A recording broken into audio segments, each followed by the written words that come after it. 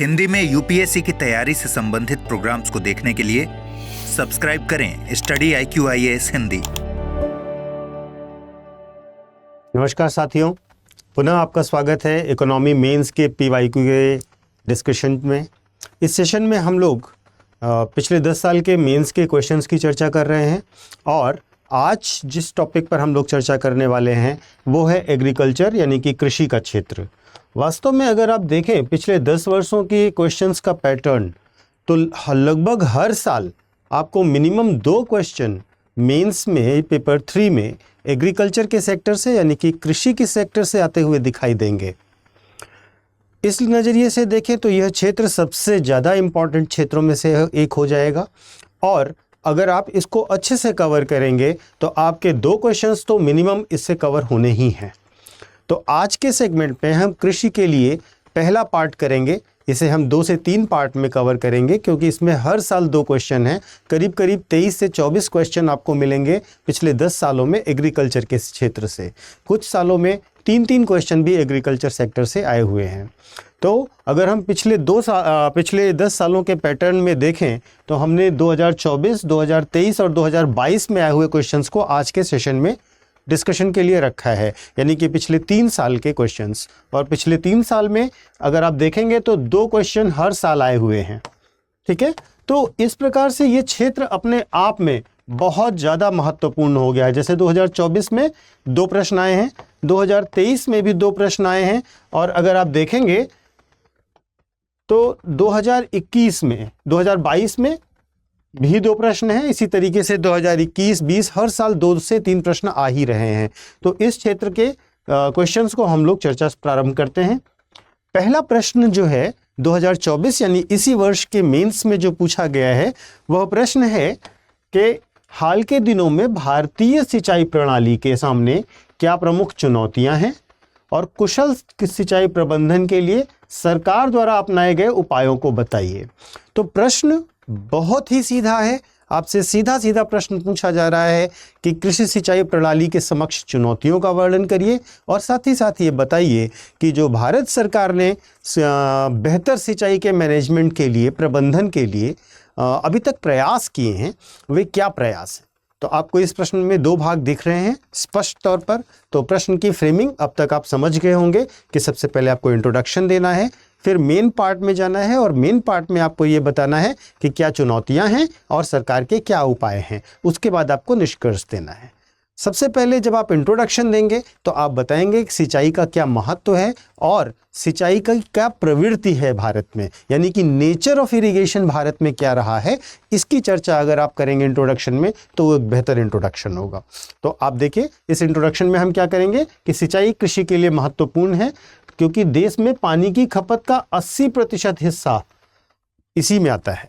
ठीक है, कृषि मंत्रालय के अनुसार भारत के कुल बुआई किए गए क्षेत्र का लगभग 52% भाग सिंचित क्षेत्र में आता है, लेकिन इस प्रणाली की अक्षमताओं ने कृषि उत्पादकता को बाधित किया है। इससे सुधार और कुशल जल प्रबंधन की तत्काल आवश्यकता पैदा हो गई है और हम तत्काल आवश्यकता महसूस कर रहे हैं। तो इस प्रकार पूरे प्रश्न के भाग को हमने अपने इंट्रोडक्शन के पार्ट में कवर कर लिया। अब आते हैं इस प्रश्न की मेन बॉडी पर, जहां पर हम चर्चा करेंगे कि भारतीय कृषि प्रणाली के समक्ष क्या क्या चुनौतियां हैं। तो सबसे पहली चुनौती यह है कि भारत में कृषि के दौरान जो जल है उसका अत्यधिक दोहन होता है। सिंचाई के नाम पर पानी का अत्यधिक दोहन होता है। भारत जो है वो दुनिया का सबसे बड़ा पानी का उपभोग करता है। सिंचाई के नज़रिए से बात कर रहे हैं।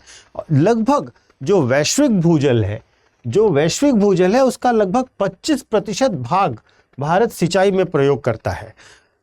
पंजाब और हरियाणा में पिछले 2 दशकों में अगर हम देखें जो कृषि के संबंध में बहुत ही उन्नत राज्य भी हैं, वहाँ पर जो भूजल स्तर है, जो अंडरग्राउंड वाटर का लेवल है, उसमें 33% की कमी देखी गई है और ये केंद्रीय भूजल बोर्ड का आंकड़ा है।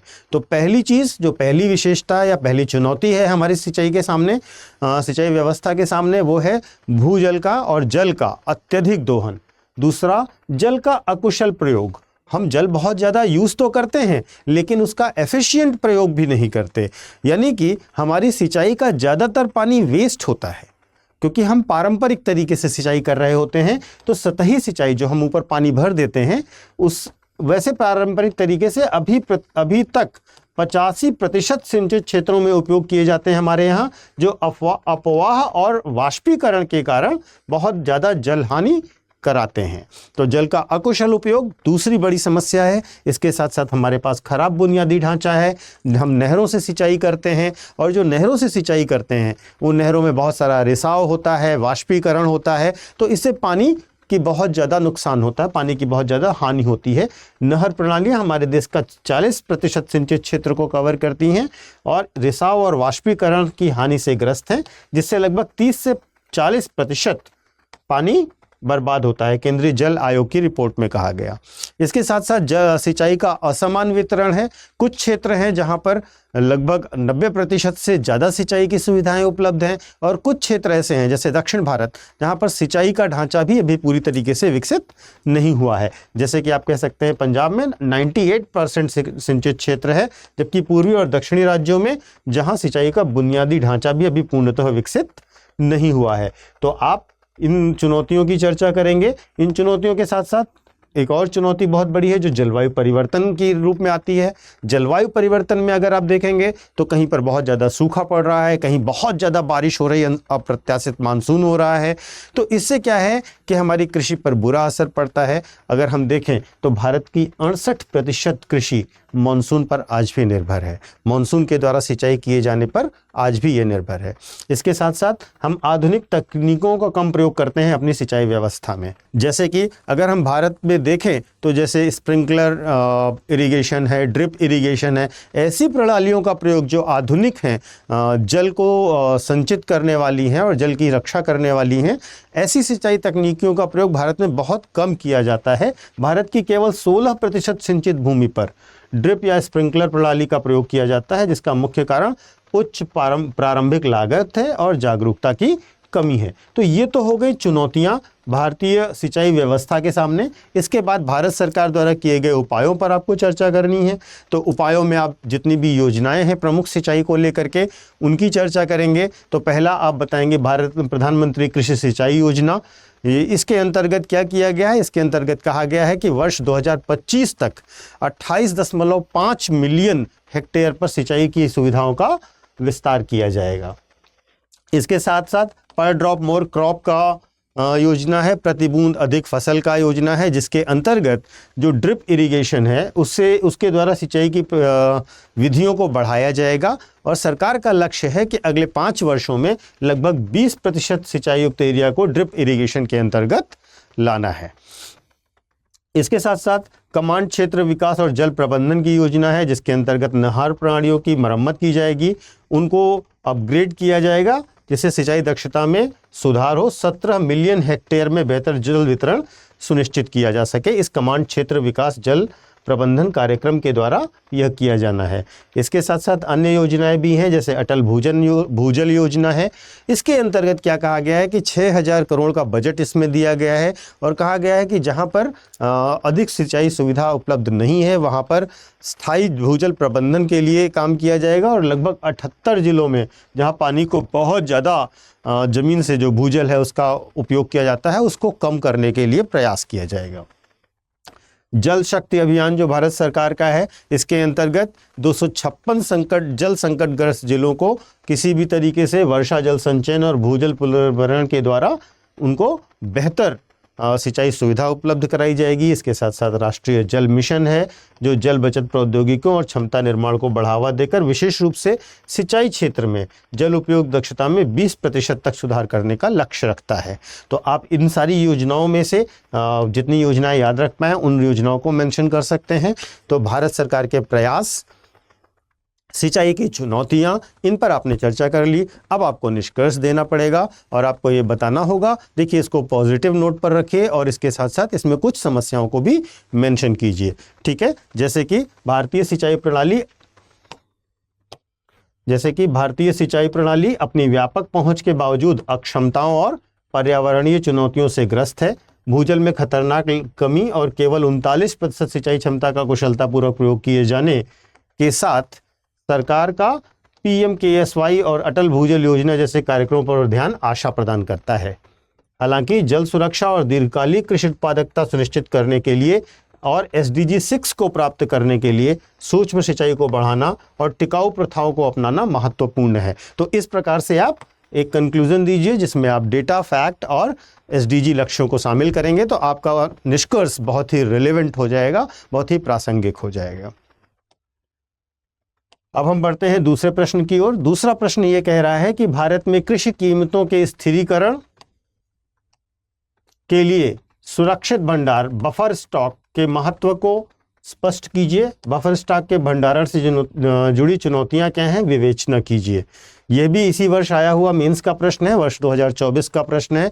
पहला प्रश्न और दूसरा प्रश्न अगर आप देखेंगे तो दोनों ही प्रश्न कृषि से संबंधित सहायक गतिविधियों से जुड़े हुए हैं, पहली बात। दूसरी बात, दोनों के दोनों प्रश्न बहुत ही सीधे सीधे पूछे गए हैं आपसे। तो आपको इस बात का ध्यान रखना है कि इसमें बहुत ट्रिकी प्रश्न तो नहीं आ रहे हैं, लेकिन इसमें आपको डेटा की आवश्यकता होगी और योजनाओं से रिलेट करने की आवश्यकता होगी। तो अब आप प्रश्न के नेचर को समझते हुए उत्तर को फ्रेम करिए और देखिए इसमें सबसे पहली चीज आपसे बहुत सिंपल चीज पूछी गई है कि बफर स्टॉक का महत्व बताना है। लेकिन बफर स्टॉक का महत्व किस नजरिए से बताना है, वो है कृषि कीमतों के स्थिरीकरण के नजरिए से, ठीक है। और इसके साथ उससे जुड़ी हुई चुनौतियों पर चर्चा करनी है। तो इस प्रश्न को पूरे तरीके से आपकी समझ में आना चाहिए कि हमें किस चीज पर मेंशन करना है।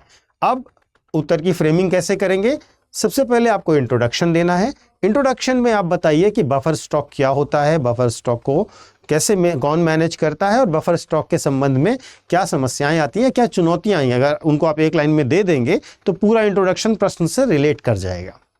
इसके बाद आप मेन बॉडी में बताइए कि उसका महत्व क्या है और चुनौतियां क्या हैं, और अंत में आप निष्कर्ष में बताइए कि किस प्रकार से इसको और बेहतर मैनेज किया जा सकता है और किस प्रकार से ये हमारे लिए एक बड़ी आशा की और वित्तीय कीमत स्थिरता का एक बहुत बड़ा पैमाना हो सकता है, बहुत बड़ा सपोर्टर हो सकता है।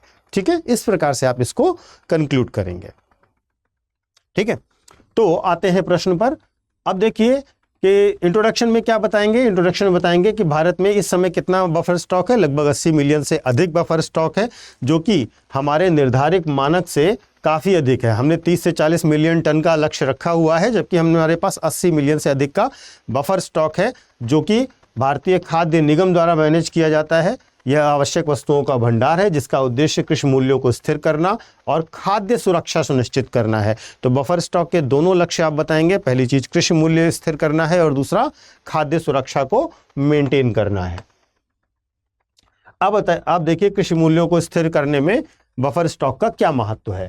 ठीक है, पहला पार्ट जो प्रश्न का था, पहली चीज ये है कि जब आप बफर स्टॉक मेंटेन रखते हैं, जब पैदावार हो रही है, अच्छी पैदावार हो रही है, तो उसको किसान से खरीद लेते हैं, और जब बाजार में ऑफ सीजन चल रहा है और फसलों की कीमतें बढ़ रही हैं या जो होल्डिंग है उसके कारण फसलों की कीमतें बढ़ रही हैं, तो आप बफर स्टॉक से अनाज को रिलीज़ करके कीमतों पर लगाम लगा सकते हैं। ठीक है, तो पहली बात, स्टॉक कमी के दौरान आप अनाज जारी कर सकते हैं और इसके द्वारा आप मूल्य की अस्थिरता को कम कर सकते हैं। और जब अधिक पैदावार होती है तो आप ज़्यादा खरीद लेंगे तो बाजार में बैलेंस बना रहेगा, तो मार्केट में प्राइस फ्लक्चुएशन यानी कि कीमतों में उतार चढ़ाव बहुत कम होंगे।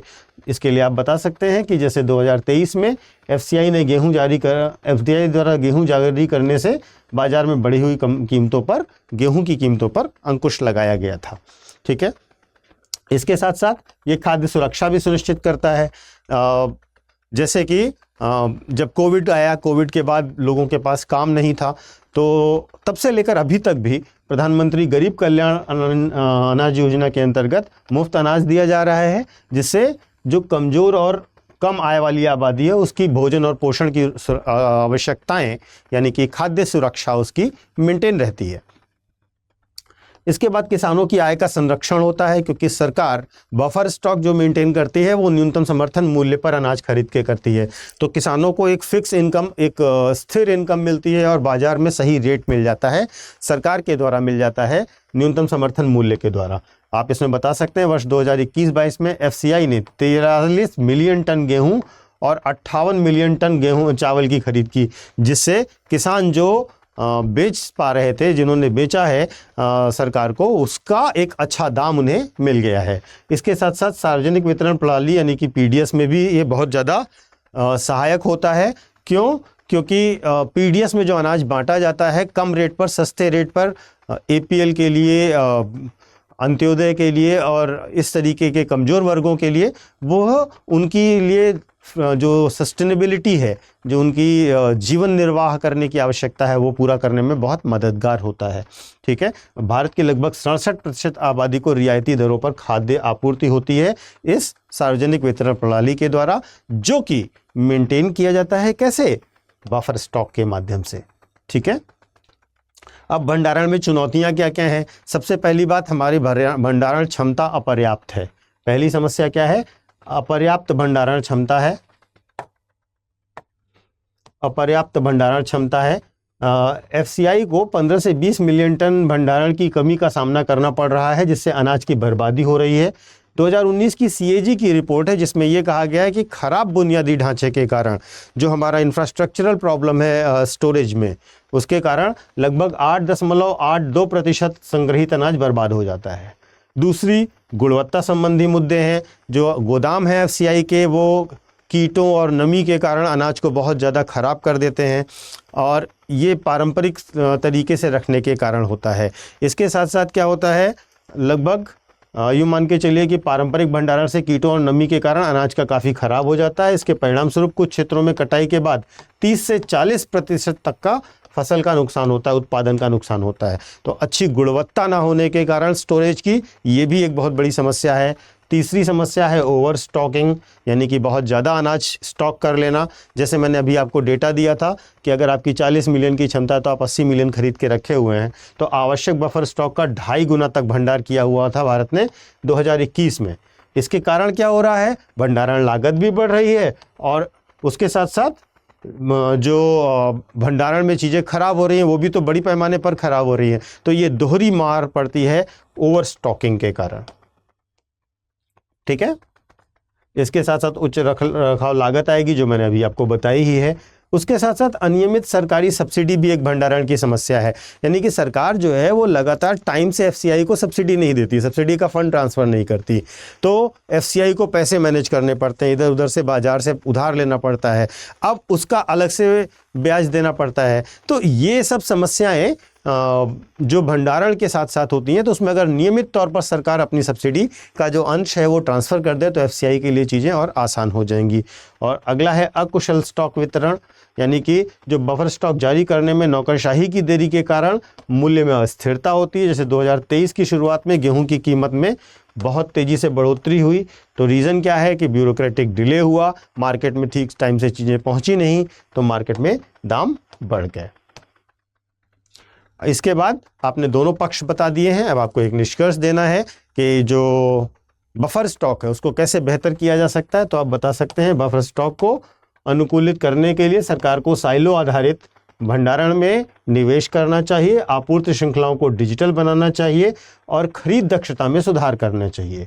इसके अलावा प्रधानमंत्री किसान संपदा योजना जैसी पहल का अनुसरण किया जाना चाहिए, जो कृषि प्रसंस्करण और आधुनिक अवसंरचना का समर्थन करती हैं, फसल कटाई के बाद के नुकसान को कम करती हैं और बफर स्टॉक की प्रभाविकता में सुधार करती हैं। तो इस तरीके से आप एक भविष्य की ओर देखता हुआ सकारात्मक अपना निष्कर्ष दे देंगे, तो आपके प्रश्न का उत्तर बहुत बेहतर हो जाएगा। अब चलते हैं नेक्स्ट प्रश्न की ओर। प्रश्न नंबर 3 है, जो कृषि से संबंधित है, और ये पिछले वर्ष यानी कि वर्ष 2023 के मेंस में पूछा गया है। कृषि उत्पादों के उत्पादन और विपणन में ई तकनीकी किसानों को किस प्रकार मदद करती है, इसे समझाइए। ठीक है, ई टेक्नोलॉजी किस प्रकार से, जो इलेक्ट्रॉनिक टेक्नोलॉजी है वो किस प्रकार से उत्पादन और वितरण में जो एग्रीकल्चरल प्रोडक्ट है उसमें मदद करती है। ठीक है, तो इसमें अब आप बता सकते हैं कि वास्तविक समय इससे क्या होगा अगर हम ई टेक्नोलॉजी यूज़ करेंगे। तो इंट्रोडक्शन में आप बताइए कि ई टेक्नोलॉजी यूज़ करने से क्या फ़ायदे होते हैं या क्या है ई टेक्नोलॉजी।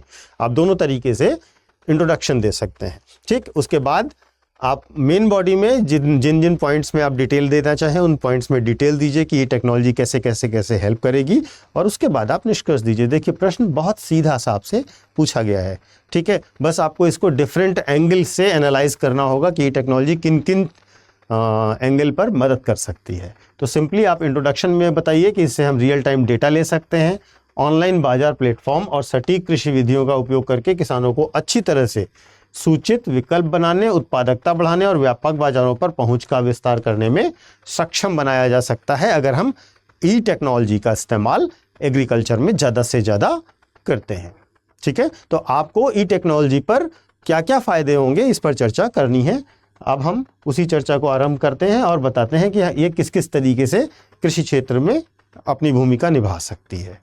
तो अब हम सबसे पहले देखेंगे कि उत्पादन के क्षेत्र में ई टेक्नोलॉजी, क्योंकि उत्पादन और वितरण के क्षेत्र में देखना था प्रश्न, अगर आप देखेंगे तो प्रश्न आपसे उत्पादन के क्षेत्र में और विपणन के क्षेत्र में ई टेक्नोलॉजी की बात कर रहा है। तो अब आप सबसे पहले देखिए उत्पादन के क्षेत्र में ये किस प्रकार भूमिका निभाएगा, और फिर देखिए कि वितरण के क्षेत्र में किस प्रकार भूमिका निभाएगा।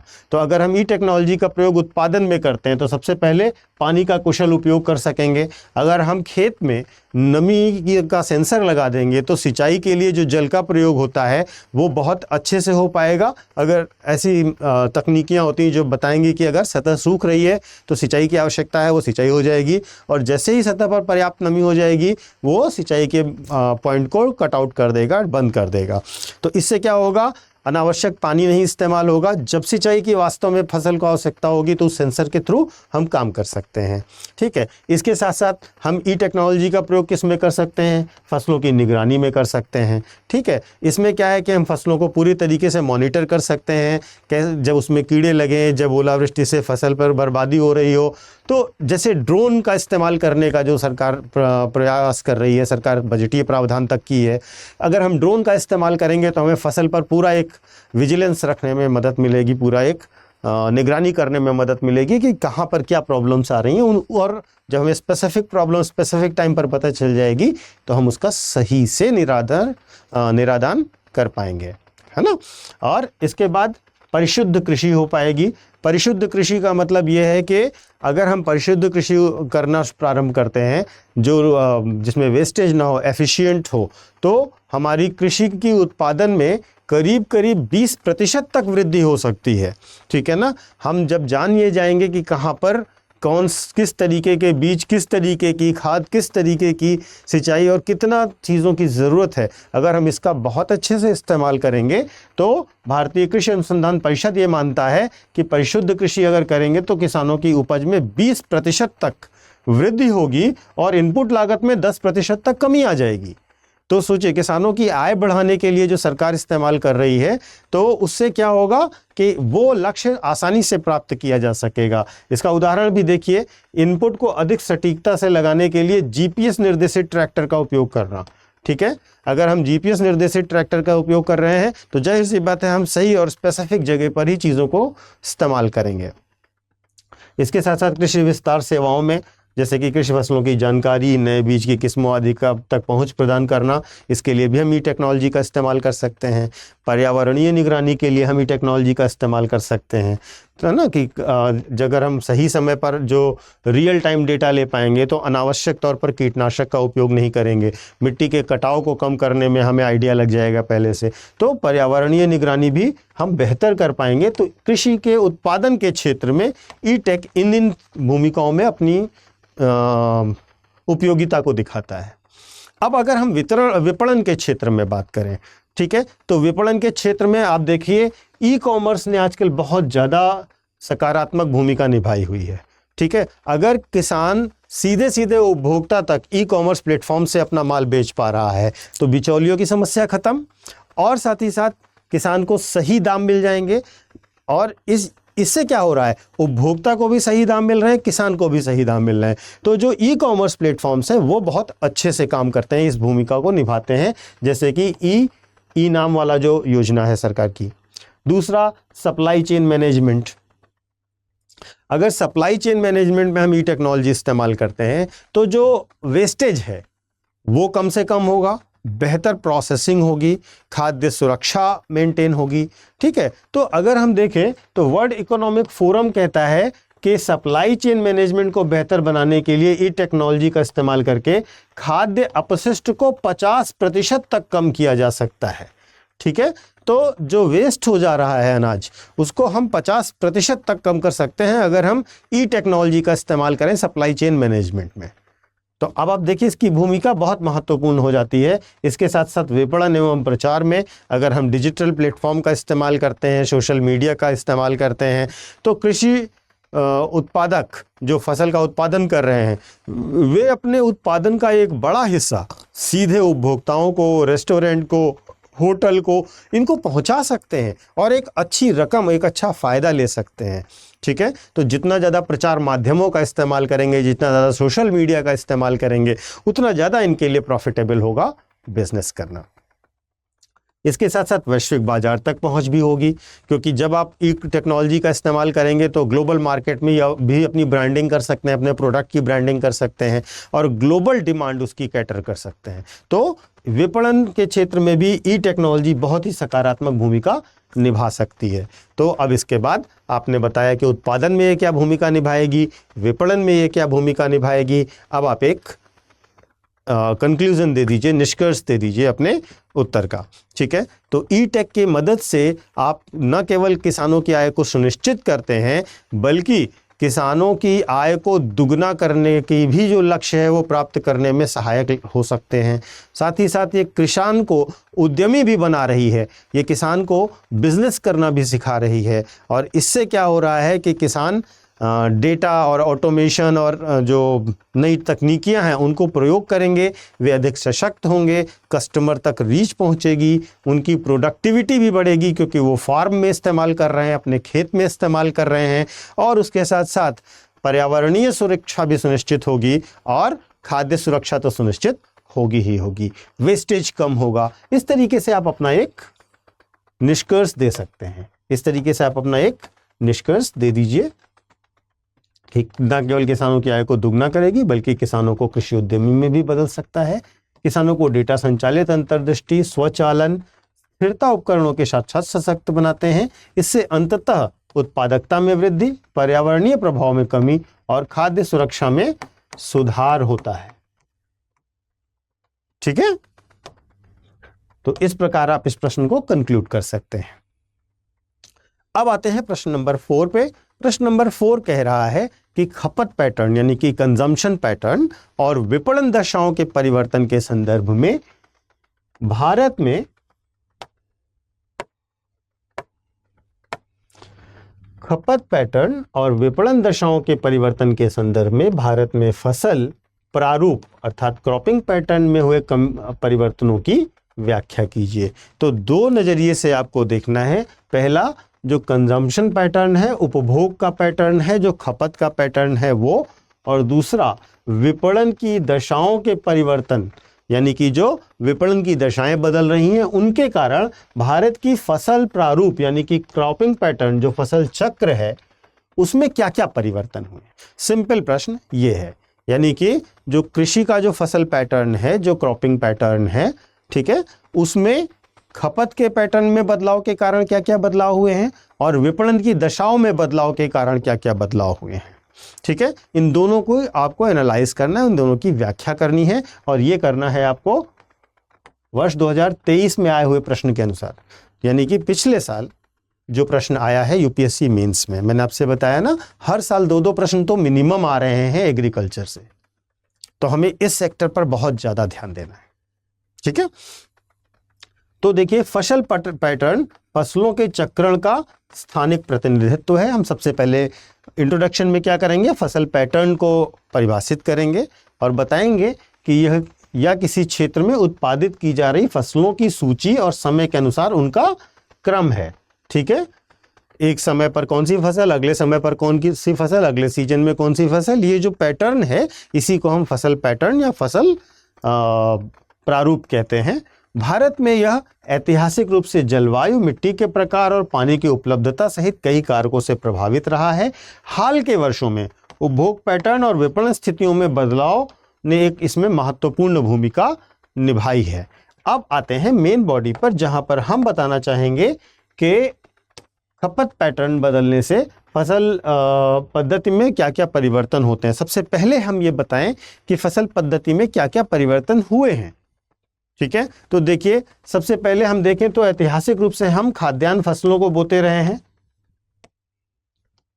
लेकिन अब हम नकदी फसलों पर ज़्यादा ध्यान दे रहे हैं। तो अगर हम शुरुआती दौर में देखें या 1960 तक के दशक तक देखें तो हमारा बेसिक काम जो था वो क्या था, अपनी खाद्य सुरक्षा को मजबूत करना। तो हमारा जो बेसिक एग्रीकल्चरल पैटर्न था वो खाद्य फसलों पर केंद्रित था। ठीक है, तो जैसे हरित क्रांति ने खाद्य सुरक्षा हासिल करने की शुरुआत में गेहूं और चावल जैसे खाद्यान्नों पर जोर किया, लेकिन हाल के वर्षों में अगर आप देखिए तो किसान किस पर ज़्यादा जा रहा है, किसान नकदी फसलों पर जा रहा है। जैसे महाराष्ट्र और पंजाब के किसान गन्ना और कपास जैसी नकदी फसलों पर ज़्यादा ध्यान दे रहे हैं और तेज़ी से उसे बढ़ा रहे हैं। दूसरा जो फसल पद्धति में पैटर्न आया है वो है जीएम फसलों का प्रयोग, जेनेटिकली मॉडिफाइड फसलों का प्रयोग।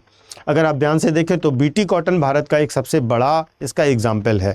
ठीक है, जब हम बीटी कॉटन का इस्तेमाल करते हैं तो वास्तव में जो कपास की खेती है उसमें क्रांतिकारी परिवर्तन ले आते हैं, और यह गुजरात और महाराष्ट्र जैसे राज्यों में आप देखिए बहुत बड़े पैमाने पर किया जा रहा है। ये बेहतर है, कीट प्रतिरोधी हैं और अधिक उत्पादक भी हैं। अगला क्या परिवर्तन आया है, जैविक खेती। अब इस समय सबसे ज़्यादा ट्रेंडिंग है जैविक खेती। अगर आप देखें तो सिक्किम पूरी तरीके से जैविक राज्य बनने वाला, 100% जैविक राज्य बनने वाला भारत का पहला राज्य बन गया है। और वास्तव में इसकी कंज्यूमर डिमांड उपभोक्ता द्वारा की गई मांग भी बहुत अधिक है। तो इसकी आप जानकारी दे सकते हैं। ये एक अगला परिवर्तन है जो बहुत बड़े पैमाने पर हुआ है, क्योंकि देखिए जैविक प्रोडक्ट यानी कि ऑर्गेनिक प्रोडक्ट की मांग भारत में बहुत तेज़ी से बढ़ी है। इसके साथ साथ बहुफसल और फसल चक्र की बात कर सकते हैं। जैसे पंजाब और हरियाणा में क्या किया गया है, उन्होंने मिट्टी की उर्वरकता को बनाए रखने के लिए और उपज को अनुकूलित करने के लिए गेहूं, चावल और सरसों जैसी फसलों के साथ बहुफसल और फसल चक्र तकनीकों का उपयोग किया है। ठीक है, तो अगर आप फसल में बहुफसल चक्र इस्तेमाल करते हैं, बहुफसल की सिस्टम अपनाते हैं, तो जो मिट्टी में ज़रूरी न्यूट्रिएंट हैं वो भी फसल के साथ साथ पूरे हो जाते हैं। अगर आप अनाज की फसलों के साथ साथ दालों का चक्र रखते हैं तो जाहिर सी बात है नाइट्रोजन की कमी भूमि में पूरी हो जाती है। तो फसल चक्र पर ध्यान दिया गया है। इसके साथ साथ बागवानी फसलों पर बहुत ज़्यादा ध्यान दिया गया है।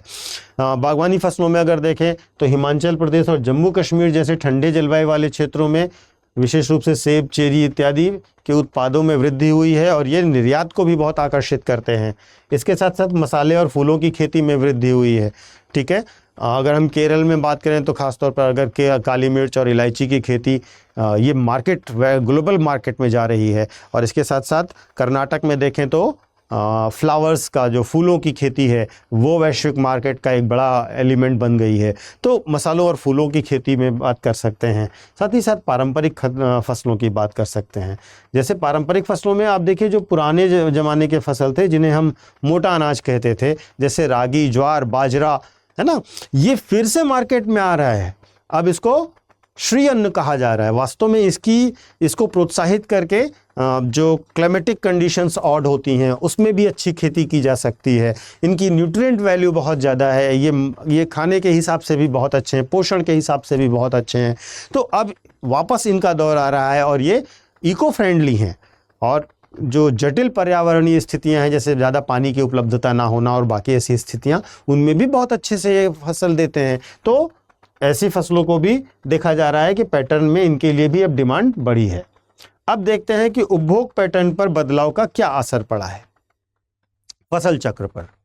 ठीक है, उपभोग और विपणन था प्रश्न में, तो अब आप देखिए उपभोग पैटर्न में बदलाव का क्या प्रभाव पड़ा है। तो उपभोग पैटर्न में देखिए सबसे पहला बड़ा असर आया है स्वास्थ्य जागरूकता। लोग अब हेल्थ को लेकर के बहुत जागरूक हो गए हैं, वे हेल्दी फूड खाना चाहते हैं, है ना, जैसे चिया सीड्स है ना। तो अब देखिए हर घर में लोग चिया सीड्स खा रहे हैं। क्यों? क्योंकि उन्हें लग रहा है कि ये पोषण के लिए बहुत ज़रूरी है। तो अब ऐसी फसलों पर ज़्यादा ध्यान भी दिया जा रहा है। ठीक है, जैसे तमिलनाडु और हिमाचल प्रदेश में क्विनोवा और चिया बीज की फसल उगाई जा रही हैं। इन्हें सुपर फूड माना जा रहा है। ठीक है, तो ये पोषण संबंधी लाभ, अब तो इनकी डिमांड बढ़ेगी तो जाहिर सी बात है फसल के विविधीकरण में ये शामिल होते जाएंगे। इसके साथ साथ फास्ट फूड संस्कृति जो भारत में बहुत तेज़ी से फल फूल रही है, तो क्या हो रहा है, जैसे KFC और मैकडोनल्ड वगैरह हैं, तो इन लोगों को एक विशेष किस्म के बड़े साइज़ के आलू की ज़रूरत होती है, और ऐसे आलू मुख्यतः पंजाब में, उत्तर प्रदेश में उगाए जा रहे हैं जो कि फास्ट फूड की डिमांड को पूरा कर सकें।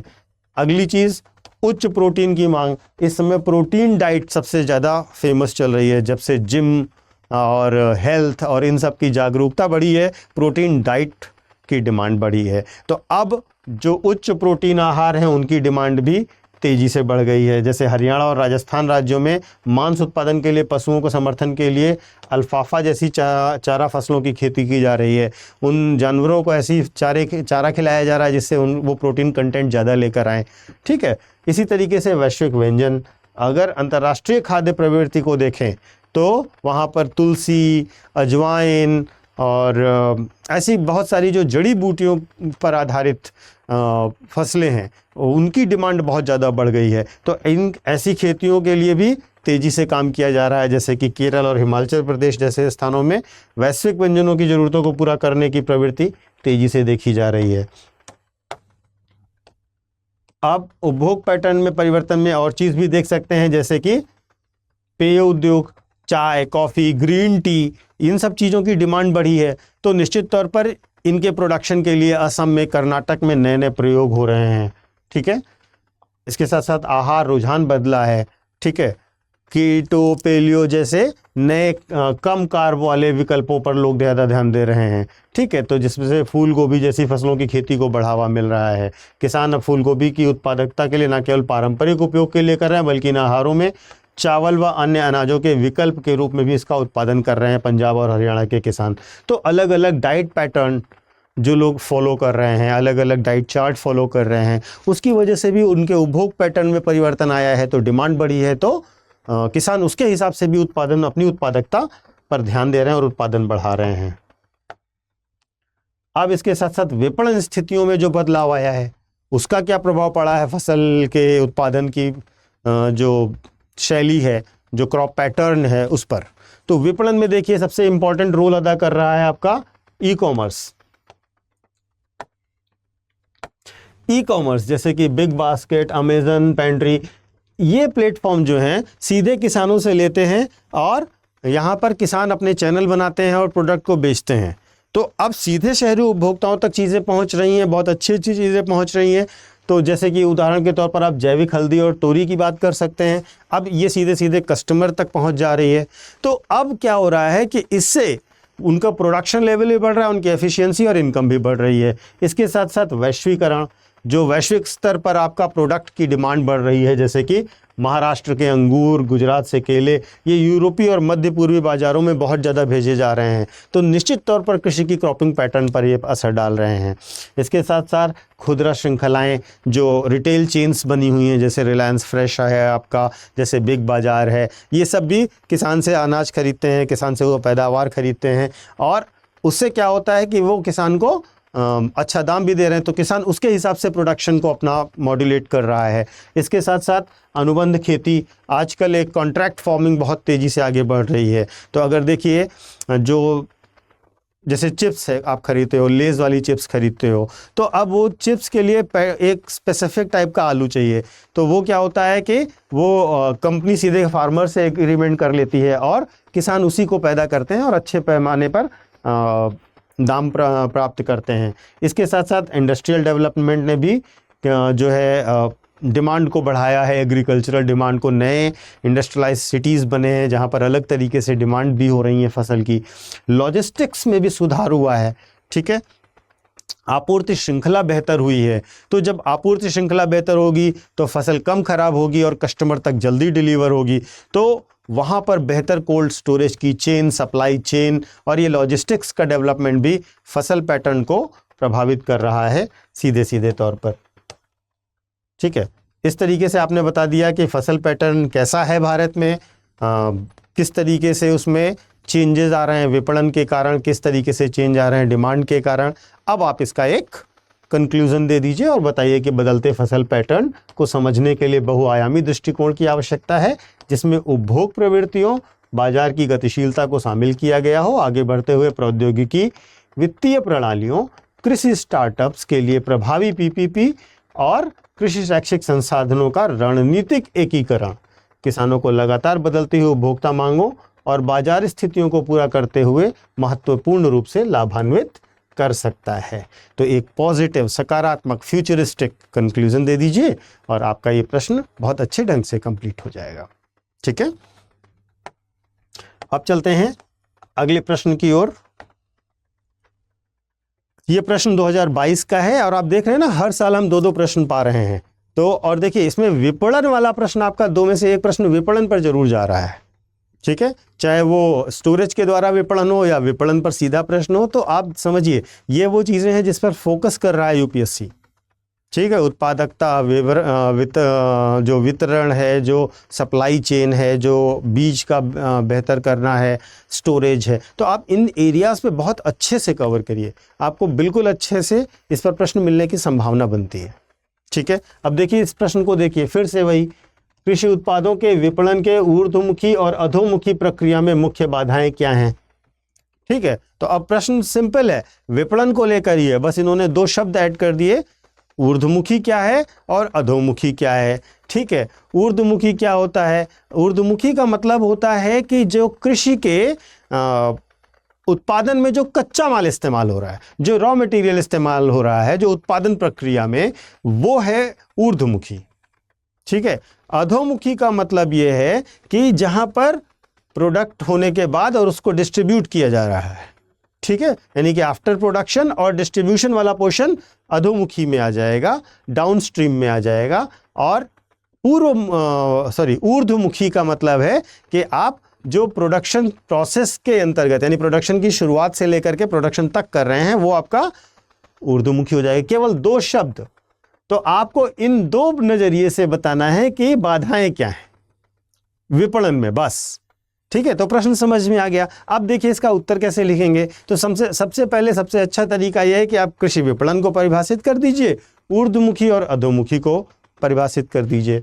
ठीक है, तो कृषि विपणन का तात्पर्य क्या है? कृषि विपणन का तात्पर्य है कृषि भूमि से संबंधित अंतिम उपभोक्ता तक कृषि उपज की आवाजाही। एक अच्छी तरह से विकसित कृषि बाजार आपूर्ति श्रृंखला को सुव्यवस्थित कर सकता है, बिचौलियों को खत्म कर सकता है, फसल के बाद होने वाले नुकसान को कम कर सकता है और किसानों की आय को दुगुना कर सकता है। ठीक है, इसके बाद हमने बता दिया कि आप स्ट्रीम यानी कि ऊर्ध्वमुखी का मतलब है उत्पादन के लिए आवश्यक कच्चा माल, जबकि डाउन स्ट्रीम यानी कि अधोमुखी का तात्पर्य है उत्पादन बनाए और वितरित किए जाने की स्थिति। ठीक है, तो सिंपली हमने इंट्रोडक्शन में इन दोनों पार्ट को एड्रेस कर दिया। अब इसके बाद इसके मेन बॉडी में आते हैं और मेन बॉडी में हम इनकी बाधाओं पर चर्चा कर सकते हैं। ठीक है, तो देखिए क्या है बाधाएं। अब देखिए, उत्पादन पश्चात गतिविधियां उत्पादन संबंधी गतिविधियों के साथ तालमेल नहीं रख पाई हैं, यानी कि ऊर्ध्वमुखी और अधोमुखी तालमेल नहीं रहा है और कृषि विपणन का ढांचा बहुत पुराना हो चुका और इसमें कई तरह की बाधाएं हैं। तो सबसे पहले हम अपस्ट्रीम अड़चनों की बात करेंगे, ऊर्ध्वमुखी अड़चनों की बात करेंगे। तो इसमें क्या क्या चीज़ें आएंगी? पहली चीज़ क्या है? प्रतिबंधात्मक, खंडित, व्यापारी समर्थक और किसान विरोधी एपीएमसी व्यवस्था। जो एपीएमसी की व्यवस्था है, एग्रीकल्चरल प्रोडक्ट मार्केटिंग कमेटीज़ की व्यवस्था है, उसमें वो ज़्यादातर व्यापारियों के समर्थन की समर्थक रही हैं, व्यापारियों के हितों की रक्षक रही हैं, किसानों की उतनी अच्छी नहीं रही हैं। ये प्रतिबंधात्मक भी हैं और खंडित भी हैं। ठीक है, जैसे जो एपीएमसीज होती हैं वहाँ पर किसान को कहीं भी और किसी को भी अपनी फसल बेचने की स्वतंत्रता नहीं होती।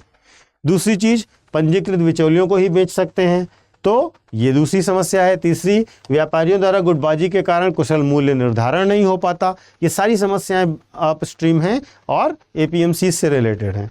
अनेक तरीके के शुल्क और उपकर लगाए जाते हैं मंडियों में और उसके साथ किसानों की कीमत बहुत कम, उनके प्रोडक्ट की कीमत बहुत कम लगाई जाती है। ये हो गई जो व्यापारी समर्थक नीतियां हैं वो। इसके साथ साथ और क्या अड़चने हैं अपस्ट्रीम में? तो अगर आप देखिए, बाजार तक पहुंच का अभाव, किसान बाजार तक नहीं पहुंच पाता। और इसमें क्या हो रहा है कि जैसे हमारे यहाँ जो एपीएमसीज हैं वो लगभग 450 वर्ग किलोमीटर के क्षेत्र में सेवाएं प्रदान करती हैं, जबकि एमएस स्वामीनाथन ने कहा था कि एक एपीएमसी केवल 80 वर्ग किलोमीटर तक की क्षेत्र में सेवाएं प्रदान करे। तो किसान के पास तो मंडी होगी, आप 450 वर्ग किलोमीटर तक जा रहे हैं तो बहुत बड़ा दायरा हो जा रहा है। इसके साथ आवश्यक वस्तु अधिनियम 1955 के कारण खरीद और भंडारण में निजी क्षेत्र की सीमित भागीदारी है। तो जब प्राइवेट सेक्टर खरीदारी नहीं करता तो किसान के पास विकल्प क्या है? किसान को बेचना तो सरकार को ही पड़ेगा, जहां पर आप जानते हैं ब्यूरोक्रेटिक प्रोसेस है, समस्याएं होती ही हैं। और इसके साथ साथ अनुबंध खेती को सुविधाजनक बनाने के लिए कानूनी ढांचे का अभाव है, मतलब इसके लिए बेहतर कानूनी ढांचा नहीं है जहां पर हम तेजी से और सुव्यवस्थित और स्पष्ट तरीके से अनुबंध खेती को कर सकें। और ई नाम की सीमित पहुंच, यानी कि एपीएमसी का केवल 14% ही ई नाम में रजिस्टर्ड हुआ है। तो ये सब अपस्ट्रीम बाधाएं हैं विपणन को लेकर के। अब देखिए विपणन को लेकर के डाउनस्ट्रीम बाधाएं क्या हैं, उनकी भी चर्चा कर लेते हैं। डाउनस्ट्रीम बाधा यह है कि इनवर्स फोर्स टू फॉर्म दृष्टिकोण के अभाव के कारण कृषि वस्तुओं की मांग आपूर्ति में असंतुलन पैदा हो गया है। ठीक है, इनवर्स फोर्स टू फॉर्म दृष्टिकोण क्या है? इनवर्स फोर्स टू फॉर्म दृष्टिकोण ये है कि बाजार से किसान तक सूचना, बाजार से खेती तक सूचना, ये बहुत ही अच्छी नहीं है।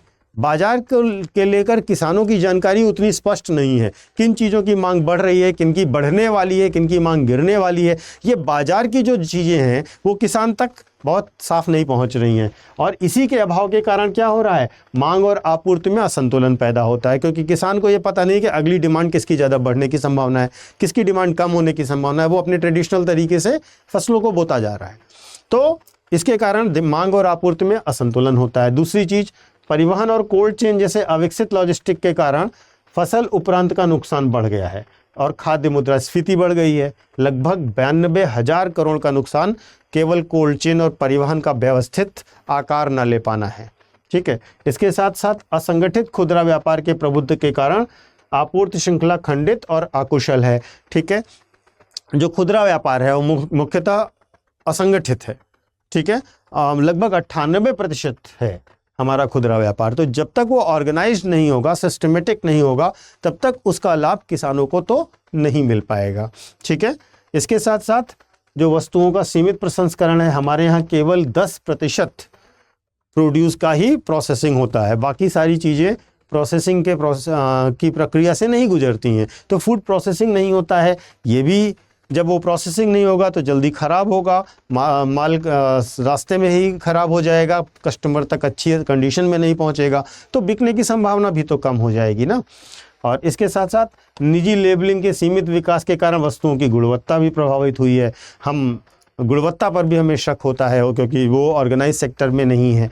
तो ये सब डाउनस्ट्रीम समस्याएं हैं जो विपणन में देखी जा सकती हैं। ठीक है, तो अब आप निष्कर्ष दे दीजिए और निष्कर्ष में बताइए कि कृषि कानूनों पर दलवाई पैनल और सुप्रीम कोर्ट का द्वारा नियुक्त की गई समिति की सिफारिशों, जैसे कि कृषि विपणन को समवर्ती सूची में लाना, उच्च स्तरीय कृषि विपणन परिषद का गठन करना, किसानों को स्वतंत्रता देना, अनुबंध खेती को बढ़ावा देना, राज्यों को अधिक लचीलेपन के साथ निरस्त कृषि कानूनों को पुनर्जीवित करने की कोशिश करना आदि वे प्रयास हो सकते हैं, जिसके द्वारा हम इन दोनों अपस्ट्रीम और डाउनस्ट्रीम दोनों प्रकार की विपणन की समस्याओं को एड्रेस कर सकते हैं। इस प्रकार से आप अपना एक कंक्लूजन दे दीजिए तो आपका उत्तर बेहतर हो जाएगा।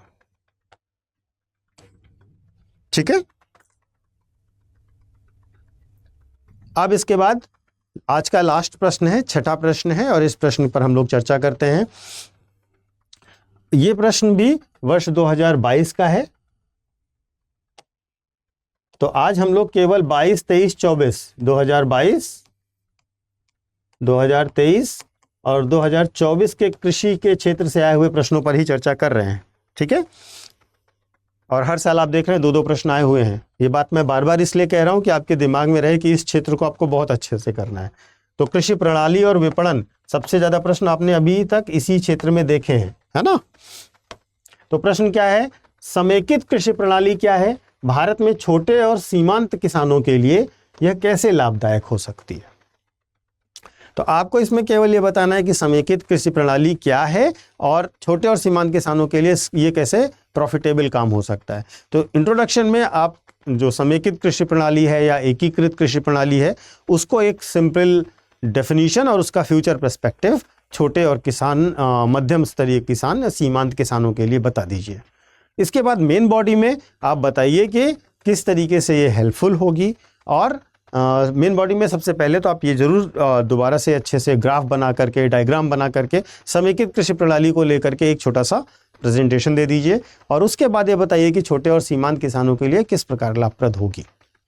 उसके बाद कुछ चुनौतियां अगर आप बता सकते हैं तो बेहतर है भारत के संदर्भ में, और उसी के साथ साथ अपने निष्कर्ष में ये बताइए कि भारत में यह कृषि क्षेत्र की महती आवश्यकता क्यों है। ठीक है, तो इस प्रकार से इस प्रश्न को आप फ्रेम कर सकते हैं। तो देखिए, एकीकृत कृषि प्रणाली एक टिकाऊ दृष्टिकोण है जो एक ही खेत पर विभिन्न कृषि गतिविधियों को जोड़ती है।